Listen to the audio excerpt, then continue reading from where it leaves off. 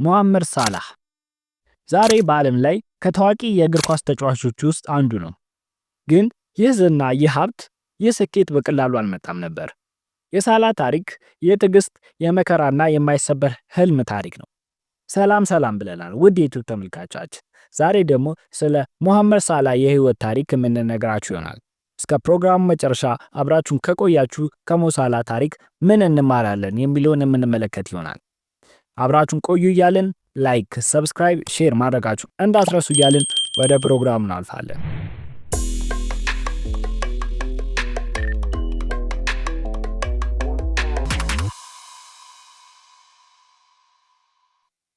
በመጀመሪያ የልጅነት ጊዜውን እንመልከት። ሙሐመድ ሳላህ በ1992 ዓ.ም በግብፅ ውስጥ በናንጋሪ በተባለች ትንሽ መንደር ተወለደ። ናንጋሪግ ታላቅ ስታዲየም የለውም፣ አካዳሚ የለውም፣ እስኮስም አይመጡም ነበር። ነገር ግን አንድ ነገር ነበረው፣ ህልም። በአካባቢው ቀኑ ሙሉ እግር ኳስ ይጫወት ነበር። ቤተሰቦቹ ሀብታም አልነበሩ፣ ግን ድጋፋቸውን አላጣም ነበር። ቤተሰቦቹ በተቻላቸው መጠንና ባላቸው አቅም ያግዙት ነበር። ሳላህ ከመንደሩ ወደ ካይሮ ለትሬኒንግ መሄድ ነበረበት። ይህ ለጉዞ በአንድ ቀን 4 ሰዓት እስከ 5 ሰዓት ይወስድ ነበር። አንዳንድ ጊዜ ምግብ ሳይበላ ድካም ሳይቆጠር ብቻውን ይጓዝ ነበር። ብዙ ህፃናት በዚህ ደረጃ ይተውት ነበር። ሳላህ ግን አልተወም ነበር። ሳያቋረጥ በየቀኑ ይሄድም ነበር። ወደ ፕሮፌሽናል እግር ኳስ እንዴት እንደገባ እንንገራችሁ። በመጨረሻ አል ሙአል የተባለ ክለብ ውስጥ እድል አገኘ። በግብፅ ሊግ ውስጥ ፍጥነቱና ቴክኒኩ እጅግ የላቀ ስለነበር የአውሮፓ ክለቦች ውስጥ አይን ውስጥ ገባ። ከዛም ሳላህ ወደ ስዊዘርላንድ ያለው ባስል ክለብ ውስጥ ተቀላቀለ። ቋንቋው፣ ባህሉ፣ የአየር ሁኔታው ለሱ አዲስ ነበር። ብዙ አፍሪካውያን እዚህ ይጠፉ ነበር። ሳላህ ግን እዚህ ቦታ ላይ የበለጠ አበራ። ሻምፒየንስ ሊግ ውስጥ ቼልሲ ላይ ጎል በማስቆጠር ቼልሲ መልማዮች መለመሉት። የቼልሲ ከባድ ጊዜውን እንገራችሁ። ቼልሲ ሲመጣ ሁሉም ነገር ለሱ የተለየ ነበር። ቼልሲ ቤት ውስጥ ብዙ ተጫዋቾች ስለነበሩ እድል አያገኝም ነበር። አብዛኛው ጊዜ ቤንች ላይ ነበር የሚለው።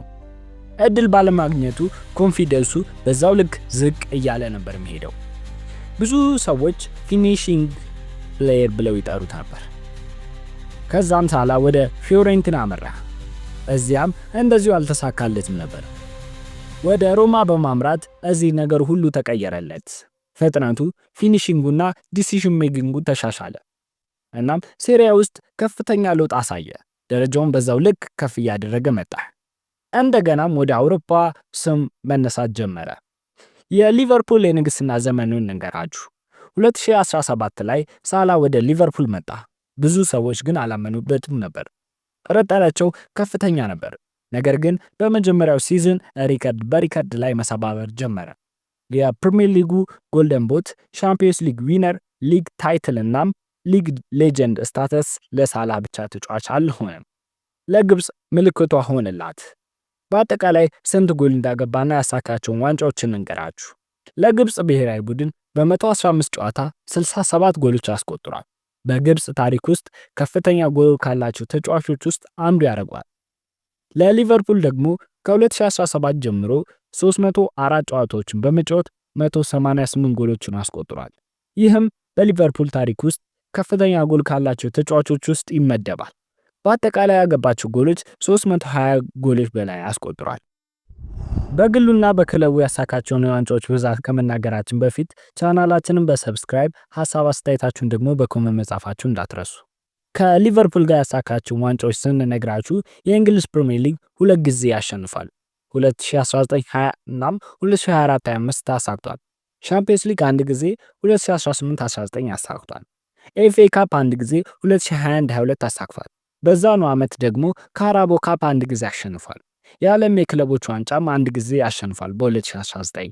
ዩፋ ሱፐር ካፕ 1 ጊዜ ያሸንፋል በ2019። ወደ አፍሪካ ስንመጣ ግን ከግብፅ ጋር የአፍሪካ ዋንጫን ክብር አላገኘም። የግል ሽልማቶቹ ስንመለከት የፕሪሚየር ሊግ የሲዝኑ ምርጥ ተጫዋች 3 ጊዜ ያሸንፋል። የፕሪሚየር ሊግ የሲዝኑ ጎል አስቆጣሪ በመባል 2 ጊዜ ያሸንፋል። የአፍሪካ የዓመቱ ምርጥ ተጫዋች በመባል ከ2 ጊዜ በላይ አሸንፏል። የግል ህይወቱን ስንመለከት በግብፅ እና በሙስሊሙ ማህበረሰብ ውስጥ ምሳሌና መሪ አድርገው ይቆጥሩታል። ብዙ ለጋሽ ስራዎችን ይሰራል። የፍልስጤም ህዝብን ለማስተዋወቅ ብቻ ሳይሆን በገንዘብ እርዳታም የፍልስጤም ህዝብን ይደግፋል። የቤተሰብ ሁኔታውን ስንመለከት ያገባ ነው። ሚስቱ ማጊ ትባላለች። 2 ሴት ልጆች አሏቸው። ማካና ካትራ የሚባሉ 2 ሴት ልጆች አለው። እናም ሳላ በእግር ኳስ ዓለም ከፍተኛ ክብርና ስኬት ያለው ብቻ ሳይሆን በግል ህይወቱም ለሰዎች የሚረዳና ባህላዊና ማህበራዊ ምሳሌ ነው። በአጠቃላይ ሞ ሳላ ታሪክ አንድ ነገር ያስተምረናል። ከመንደሩ በመነሳት የዓለም ጫፍ መድረስ እንደሚቻል ነው። ያኔ ጓደኞቹ ባቆሙበት ሰዓት እሱ ቢያቆም ኖሮ እዚህ ባልደረሰ ነበር።